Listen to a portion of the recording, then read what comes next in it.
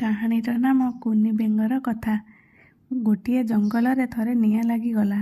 ନିଆଁ କବଳରୁ ପ୍ରାଣ ବଞ୍ଚାଇବା ପାଇଁ ଜଙ୍ଗଲର ବାଘ ଭାଲୁଙ୍କଠାରୁ ଆରମ୍ଭ କରି ସାପ ବେଙ୍ଗଙ୍କ ପର୍ଯ୍ୟନ୍ତ ସମସ୍ତେ ନିରାପଦ ଆଶ୍ରୟ ସନ୍ଧାନରେ ଦୌଡ଼ିବାକୁ ଲାଗିଲେ। ଦୌଡ଼ୁ ଦୌଡ଼ୁ କିଛି ପଶୁ ଗୋଟିଏ ପରିତ୍ୟକ୍ତ ଗହୀର କୂଅରେ ପଡ଼ିଗଲେ। ପଙ୍କ ଶିଉଳି ଭର୍ତ୍ତି ସେ ଶୁଖିଲା କୂଅରୁ ଜୀବନ ନେଇ ଆଉଥରେ ବଞ୍ଚିବା ସେମାନଙ୍କୁ ଅସମ୍ଭବ ଲାଗିଲା। ସେମାନଙ୍କ ମଧ୍ୟରୁ କେତୋଟି ପ୍ରାଣୀ ଉପରକୁ ଉଠିବା ପାଇଁ ଚେଷ୍ଟା କରିଥିଲେ, ଅବଶ୍ୟ କିଛି ସମୟ ପରେ ଥକି ପଡ଼ି ରହିଗଲେ। କେବଳ ଗୋଟିଏ କୁନି ବେଙ୍ଗ ତାର ଅଚେଷ୍ଟା ଅବ୍ୟାହତ ରଖିଥାଏ।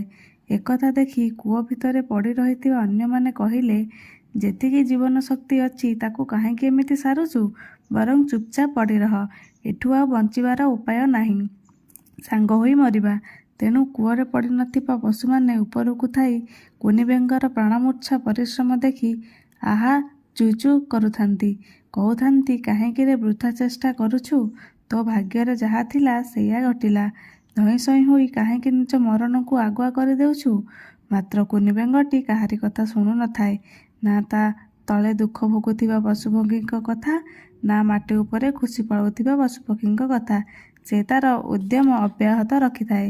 ଶେଷକୁ ଏଭଳି ଗୋଟିଏ ସମୟ ଆସିଲା, ଯେତେବେଳେ ସତକୁ ସତ କୁନି ବେଙ୍ଗଟି ଶେଷ ପାହୁଣ୍ଡ ପକେଇ କୂଅ ବାହାରକୁ ଉଠି ଆସିଲା। ତାର ଏ କୃତିତ୍ୱ ଦେଖି ସମସ୍ତେ ସ୍ତମ୍ଭୀଭୂତ ହୋଇଗଲେ। ଉପରେ ଠିଆ ହୋଇଥିବା ଗୋଟିଏ ଏଣ୍ଡୁଅ ସାମ୍ବାଦିକ ପରି ପଚାରିଲା, କୁନି ବେଙ୍ଗ, ତୁମେ ଏହି ଅସମ୍ଭବକୁ କେମିତି ସମ୍ଭବ କଲ? କୋଉଠୁ ଏଭଳି ପ୍ରେରଣା ପାଇଲ? କୁନି ବେଙ୍ଗଟି ଏଣ୍ଡୁଅ କଥାର କୌଣସି ଉତ୍ତର ନ ଦେଇ ଆଗକୁ ଚାଲିଥାଏ। ଏବେ ତା ଆଖିରେ ପ୍ରଶାନ୍ତି ଓ ପାଦରେ ଚଞ୍ଚଳତା। ଖୋଲା ପଡ଼ିଆର ପାଣି ଓ ପବନ ତାକୁ ଜୀବନର ନୂଆ ସ୍ୱାଦ ଦେଇଥାଏ। ସେ ନୂଆ ଜୀବନ ଫେରି ପାଇଥାଏ। ଏଥର 4-5ଟି ପଶୁ ଏକାଥରକେ ତା ପଛେ ପଛେ ଚାଲିଲେ ଓ ବାରମ୍ବାର ସେହି ପ୍ରଶ୍ନ ଦୋହରାଇଲେ।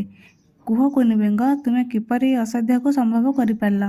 ମାତ୍ର କୁନି ବେଙ୍ଗଟି କାହାର କଥାର କିଛି ଉତ୍ତର ନ ଦେଇ ସେମିତି ଆଗକୁ ଚାଲିଥାଏ।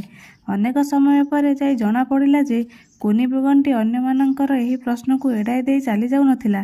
ସେ ସେମାନଙ୍କର କୌଣସି ପ୍ରଶ୍ନ ପ୍ରକୃତରେ ଶୁଣିପାରୁ ନଥିଲା, କାରଣ ସେ ବଧିର ଥିଲା। ଜନ୍ମରୁ ସେ ତାର ଶ୍ରବଣ ଶକ୍ତି ହରେଇଥିଲା। କଥାଟି ଏଇଠି ସରେ। ମାତ୍ର ଏହା ପରଠୁ ନୂଆ ପ୍ରଶ୍ନ ମୁଣ୍ଡ ଟେକେ ମନରେ।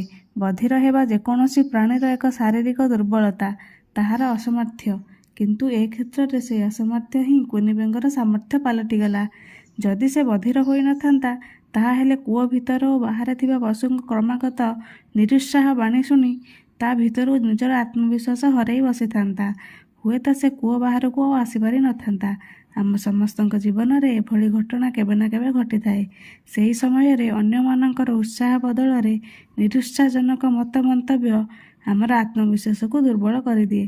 ତାହା ଆମକୁ ଲକ୍ଷ୍ୟଚ୍ୟୁତ କରିଦିଏ ଏବଂ ଆମେ ଯେଉଁଠି ପହଞ୍ଚିବା କଥା ସେଇଠି ପହଞ୍ଚି ପାରୁ ନାହିଁ। ଏଭଳି ସମୟରେ ଏହି କୁନି ବେଙ୍ଗର କାହାଣୀଟି ନିଶ୍ଚୟ ଆମକୁ ସାହସ ଦେବ। ଲାଇକ୍, ସେୟାର ଆଣ୍ଡ ସବସ୍କ୍ରାଇବ୍ କରିବାକୁ ଜମା ଭୁଲିବେନି।